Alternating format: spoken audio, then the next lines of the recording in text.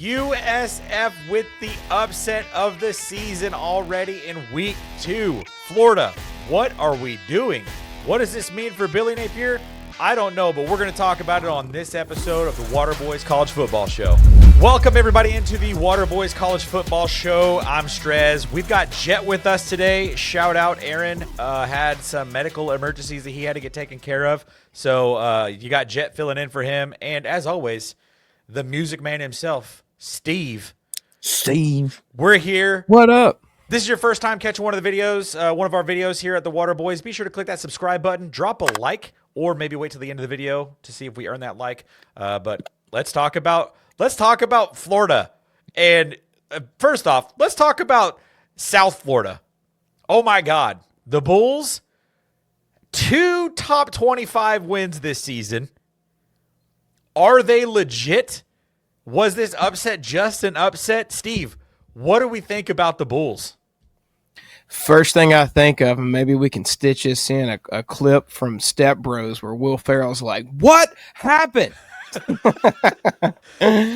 It's crazy. I don't know. There's just something about USF. It seems like every couple of years they got a team that catches a little bit of fire, causes a couple upsets, especially when they play Florida.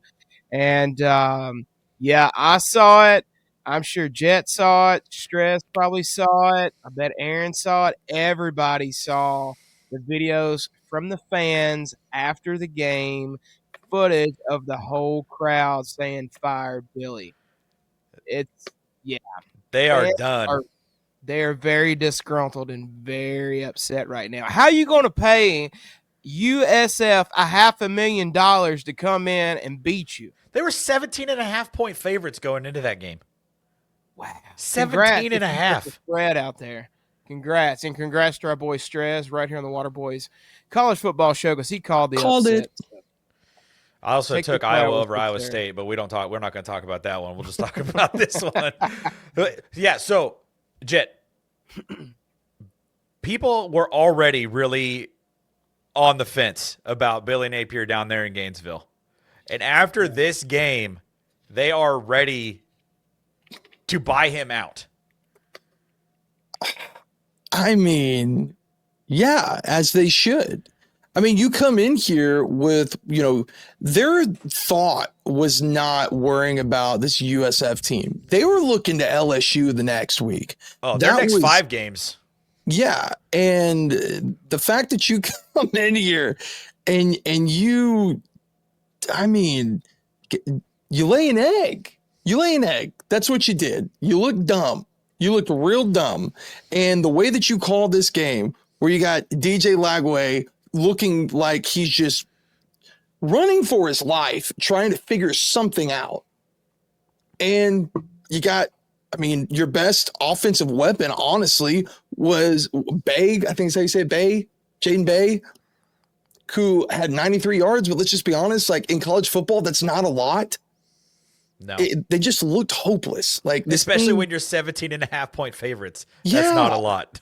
Let's just be honest. Can we say this now? Like any hope of DJ Lagway, like having any type of buzz whatsoever, gone. Yeah, that his Heisman hope might be out the window. And we were high on DJ Lagway going into the season. Yes. Yeah. But especially if they beat Miami this weekend. Yeah. Can we talk about Byron Brown though for a minute? The quarterback for USF, my goodness. Like, people may forget, like, he ended the season, like, he didn't play hardly any time last season because he had a leg injury. But the year before that, he had a pretty good year. It was like 3,200 yards, 28 touchdowns, 11 interceptions, 64% passer rating or completion rating. And then has so far come in here, and your first big test up against our second test, because their second top win, correct? Yep, they beat Boise State. Boise State was number 25 when they beat them. But good Lord, like he still has a sub 60 completion rate too. The first week it was 66.7 after playing the Gators, 63.9. He was 23 for 36 attempts and averaging a little over 7 yards. That he had himself a game. Yeah, and that's not even he does even more on the ground. He had that's the key right there. How much Yeah. did he have on the ground in this game? I'm trying to find. I think it was 80. Was it 89 yards? Am I remembering that correctly? Pull up the box score here. 66 yards. 17 carries, 66 yards. So he had Averaging 320 yards plus yards total offense. Like the dude is. I'm getting shades of like Tim Tebow with Byron Brown. Like not the best thrower of the football, but it's effective. Really good when he needs to escape the pocket and make something happen. 6'3", 230 guy. We like that, Strezzy. He is massive. He runs really well. I remember watching the Boise State game.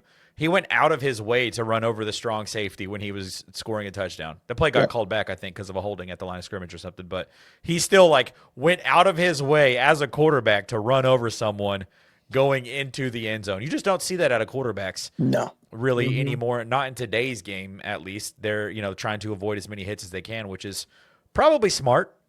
Good for career longevity, but he had more carries and yards against Florida last week than he did against Boise State. Yeah, that Boise State game, that game was over early. That's probably why. But yeah, so Jet, you alluded to this already, that they were looking ahead to LSU. So Florida's next 5 games at LSU this week, at Miami next week, at home, but it's Texas in 3 weeks. And then they go to Texas A&M, and then they play Mississippi State, who just had a really good win this past weekend on kind of a last-second touchdown. Mm-hmm. So the schedule ain't getting any easier for the Florida Gators. And this was their chance to get off on the right foot, go 2-0. You were number 13 in the nation. But after blowing that game to UCF, you have fallen all the way out of the top 25. And just based on what I've seen out of LSU, Miami, and Texas, Florida ain't winning their next 3 games. That's the way it's looking. And let me tell you something too, Straz. Yep. Our boys, Tingle & Co., who we got to partner up with on this last weekend on our tailgate takeover, they already posted a video today of, I guess it's LSU's, like, quote-unquote, would be equivalent to like a Kyle Field yell or whatever. They do their prep rally, and, dude, they got people going crazy with, bring the chomp, bring the chomp. Dude, it's wild. Like, you think you're not about to walk into, like, Tiger Stadium this weekend is going to legitimately turn into Death Valley, and all of these poor Gators are going to be going, where did we just walk into? 6:30 p.m. game in Death Valley. You know they're wearing the white uniforms. Got to. Is it over for Billy Napier? Like, is this his last shot? Like, if Florida goes out and beats LSU at LSU in a night game, we're having a completely different conversation a week from today. Correct. But if they lose the next 3, what happens? I don't know that if they lose the next 2, if Billy Napier is the coach for the Texas game. Yeah, that's true. I feel like he's on a short leash. I feel like, we had a video earlier this summer about hot seats this season, and we had Billy Napier's seat was getting a little warm, and then this happened, and it's like, all right, he's probably got third degree burns on his butt cheeks right now because it's got to be scalding hot. Definitely out of all the SEC coaches, I think he is the number 1 coach in the hottest seat right now. Going down to the bayou and get burned, you're going to find yourself out real quick there, boy. All right. Before we let Jet do that one more time, that's going to be it for this episode of the Waterboys College Football Show. Like I said at the beginning, be sure to click that subscribe button and drop a like on your way out. We will catch you in the next one. Have a good football game. I just ruined that. Go Wildcat. Have a good weekend of football. I was going to say football game, but have just a whole good weekend.